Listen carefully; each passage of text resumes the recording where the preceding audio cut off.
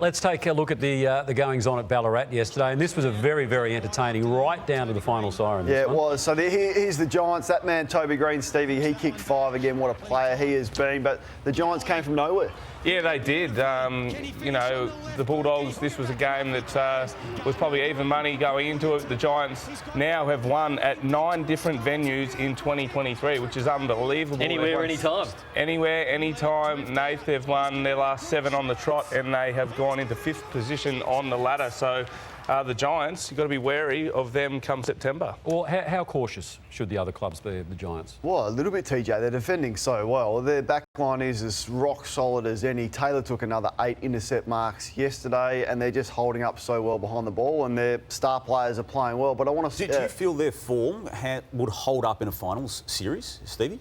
I think they open themselves up a little bit. They're a little bit vulnerable. They concede a lot of inside 50s, and they rely very heavily on Sam Taylor and Jack Buckley to hold up, and Connor Iden. They've got a very strong back 6. But against the absolute best forward lines, I think there's question marks over that. What about the reliance on Toby Green? So do you think they can win finals if Toby Green is held to 1 or 2 goals? Well, that's the thing. They rely on him. You know, when the game is in the balance every single week, it's either Toby stands up and basically wins the game off his own boot for him, or if he doesn't, they can't win.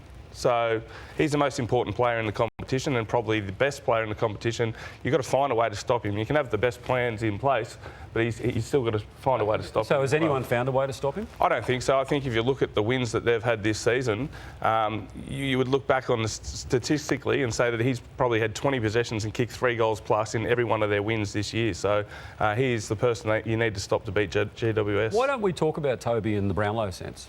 Because umpires don't vote for anyone other than midfielders. They might this year, Cam. They might this year. Because I don't think we do this every year. But if he's the standout player of the competition, why don't we mention him as a Brownlow because contender? the umpires don't vote for anyone other than midfielders. You vote on the Channel 9 award, and his name hasn't been at the top either. So don't say it's an umpire's issue. I think it's he's right up there. He's right up there in a lot of the media awards right at the moment.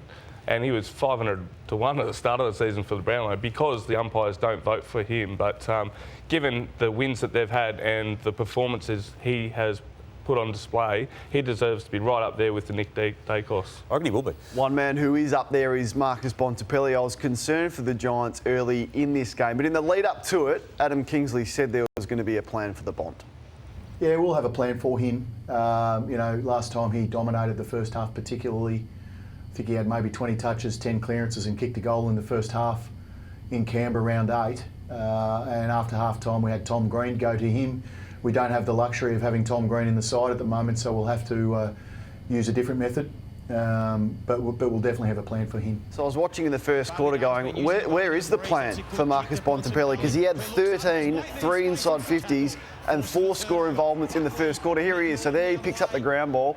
He waltzes through and no one goes anywhere near. And I'm going, Kingers, you told us there was a plan for the Bont in the first quarter, but there wasn't one. So he drifts forward inside 50, no one on him. No one there, Brownie. Look, he's just hailing a cab, marks the ball inside 50. This isn't even the volcano. And I'm going, where is the plan for the Bont? But the good news is that after quarter time they adjusted. So that's that Callum Ward there.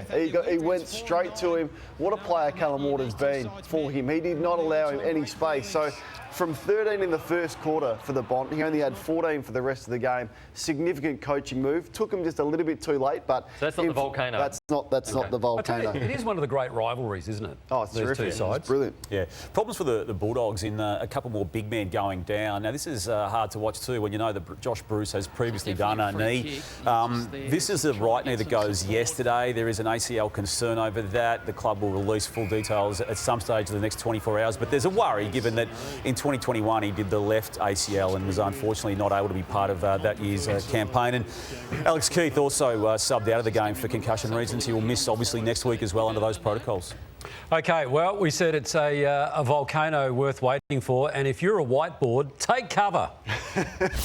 because there might be another broken hand, TJ. I'm not sure how much further evidence the Western Bulldogs board needs not to sit down and have some serious discussions about the coach at the end of the year. And I don't say that lightly, because I just think and feel they are wasting one of the great lists in the game. They got 3 of the top 5 AFL players in the league. That's Libba, that's English, that's Bontempelli. They got 2 key forwards in their absolute prime in Norton and Ugle-Hagan.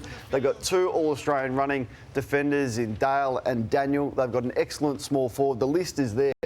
Only North, West Coast and Hawthorn have conceded more run-ons of goals, and there was 5 conceded in a row yesterday. You look at the bizarre selection decisions that they make week after week. You look at the fact that they cough up leads week after week, and 36 points yesterday in the final against Fremantle last year.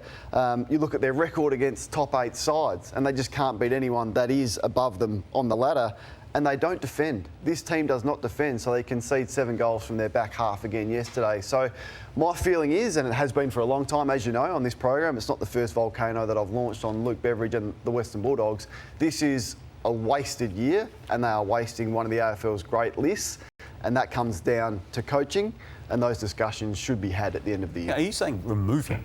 I think that the discussions needs to be there. They're in the 8 that. at the moment. They're still 7th. Yeah, but the round's not completed. They should be in line to win a premiership, and they're not going to be that again for all of these reasons. Now, if you are wasting the talent that you've got on the list, that comes down to coaching for me, and this has been a long time. Like 2016 is a long time ago.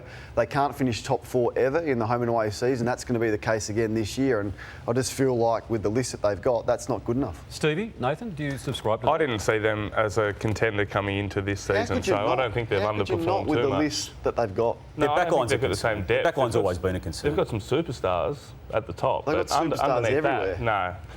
Then they don't have anywhere near the amount of talent as Port Adelaide and Collingwood. Oh my goodness, they've got so much more talent than both of those teams. No, Nathan? disagree with that.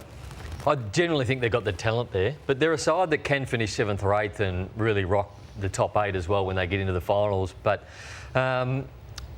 what's his contract situation at the moment, Damo? 2 more years. Yeah. So they're not going to move him on. So well, they made the decision last year. Luke Beveridge will be the coach of the Bulldogs next year. But you're saying have the conversation. I just think they're so comfortable that this is just going to roll on again, and we're not going to finish top 4 again with the list that we've got. I completely disagree. Ugle-Hagan's nowhere near his prime yet. Ugle-Hagan is coming. He's 2 or 3 years away from his absolute prime as an Every forward. team would love Ugle-Hagan. You've got Norton, who is in his absolute prime. You've got the best ruckman. You've got the best midfielder, the best captain. You've got 2 All-Australians across half-back. You've got Treloar. You've got Bailey Smith. Okay. There's talent everywhere. All right, we'll talk about that as the morning goes on.